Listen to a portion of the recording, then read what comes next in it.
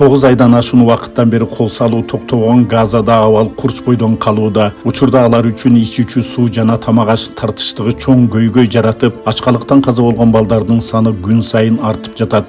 Биздин Аль-Умма кайрымдуулук фонду кайрымдуу кыргыз элинин жардамы менен аларга аз да болсо көмөк көрсөтүп, аман алып калуу максатында 1000 порция ысык тамак таратты. Ачкалыктан кыйналган элдин жүзүндө кубаныч чачырап, кайрымдуулукка кол сунган мусулман бир туугандар үчүн дуа кылышты. Аль-Умма кайрымдуулук фондунун жалпы жамааты жакшылыкта жарышкан мээримдүү жарандарга терең ыраазычылык билдиребиз. Мээримдүү жана ырайымдуу Аллахтын аты менен.